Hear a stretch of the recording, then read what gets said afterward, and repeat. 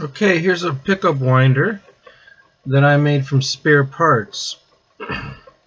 The housing and the base are just scrap wood that I had lying around, and the motor over here is made, well, it was from an old tape deck, and it's mounted with a adhesive. Loctite is the glue that I use. It will glue metal and wood together and plastic. I also drilled a hole for a set screw to secure it better. The belt also came from this tape deck, and the let's see, the pulley here I used from the hole I drilled. I just kept the wood. It's kind of like this, only not as thick, and I used it as a pulley, and I had a set screw. I also drilled a hole there for a set screw to secure it to that shaft, and that black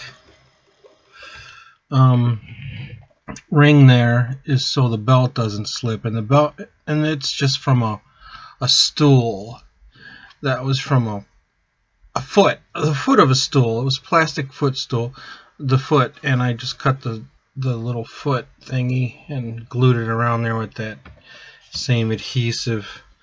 And the bobbin holder is just from a piece of wood that's cut in the shape and the size of a pickup, and I glued it with hot glue to this collar here, and that collar is attached to there with a set screw. That collar is actually too big for this shaft size, but there's a smaller plastic bearing inside that, which is the size of this, and it works great. The potentiometer over here is from a guitar, an old guitar that somebody threw away, and it was in pieces, the guitar, so I just took the hardware from it, and it's mounted on a lid from an aspirin bottle, and I just took that lid, which is the same size as the hole, drilled a hole in it, attached the pot to it with a nut and a washer, and then I glued the lid into this hole, and there's also a set screw to secure it. Now the parts that I bought from the hardware store, I already told you some of them, but I didn't really, was this shaft in here, these collars which keep the shaft from moving. There's two bearings in here that I got from the hardware store. They were like $5, and they're just bearings of a sliding glass door, and they're attached in there in the hole the same way with a set screw here, and they work fine. They're metal, and yeah, I made this door on here to get easy access to the guts, so just in case I have to do any soldering adjustments or anything like that. And I just got a little magnet here from a pair of headphones that were garbage, and I just took them apart, took the magnet out, glued it on there with the Loctite glue, and then I had a little piece of metal here that I glued on there with the Loctite glue, and it keeps it nice and easy open. And next part is the wire guide. This is for the pickup wire guide, and it guides it onto the bobbin. You can adjust these collars to the width of the bobbin as the wire goes on here and winds. The shaft is from I cut that shaft here with a hacksaw, and the base here, these two red posts, as it were from a speaker mount, for a wall mount for speakers, and it was one piece, and I just drilled the hole for the shaft, which was already, there was a nut and a screw through it, bolt I mean through it. So I took it apart, drilled it out, and mounted it to the base. It works good.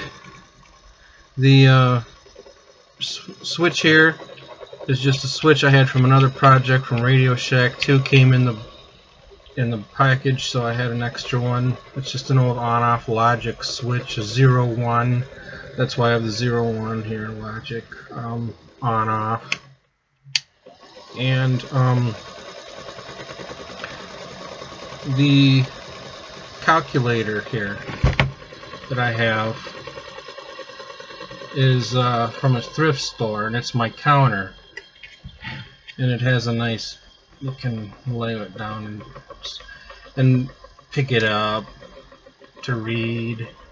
Anyway, it was $2 from a thrift store, and I just soldered a reed switch to the equal sign to bypass it, and the reed switch feeds down through, the wires feed down through, and it comes over here, and it's recessed right here, and it counts up 1 every time it goes around. A magnet passes the reed switch and closes it, and it just counts up 1 every time. Now the reed switch, the magnet I use for the reed switch is attached to this wheel here, and it's a magnet from a bicycle speedometer that was broken. So I kept the magnet, and it screws in there nice. I could have used the magnet that came with the reed switch, but this had a screw, and I just drilled a pilot hole, and it fit perfectly. And the wheel I'm using is a compact disc that I just painted so it looks cool when it spins. And the compact disc is attached to one of these wooden pulleys, so it fits on the shaft there nice and tight. And there's a piece of plastic here that actually makes it even tighter, so I don't have to use a set screw. I don't have to use a set screw to attach this. It's just the plastic I had to attach to the pulley, and it makes it a little more solid on there. And it's a little wobbly, but it still counts good. It works. That's all I care about. I also have this adapter that I've had since childhood for an old head-to-head football game that my Uncle Bill gave me. Well, he gave the family, and so I kept this all the years. Thanks, Uncle Bill. And I soldered this wire, spliced it, and soldered it to the back here to the circuit, and it works good. And actually, the great thing about it is if you want to change the polarity, change the direction of the windings, you just got to switch that polarity switch, and that's beautiful. You know, you can wind and unwind your pickup. It also has like if you're at full speed, say you don't have a potentiometer and you want to make this, and you have this adapter, you can always change your speeds by just turning up and down your voltage. In fact, you might want to keep it on the slower speeds to get more accurate counts on this reed switch. Don't get a calculator from the dollar store. I tried it. I got a calculator from a dollar store, and the circuit board's printed on a cheap, flimsy piece of plastic. This was $2, and it has a solid circuit board, which, you know, has good, easy soldering with these wires. And you can't really solder on the dollar store one. So basically, when I had it on, I had to tape these wires to the equal sign with electrical tape. You know, I put them through the hole, and it worked, but it wasn't very accurate. So I just tossed it since I hacked it open, and I kept these numbers. for my logic for 0, 1, on, off. Anyway, that's my pickup winder. Wish me luck.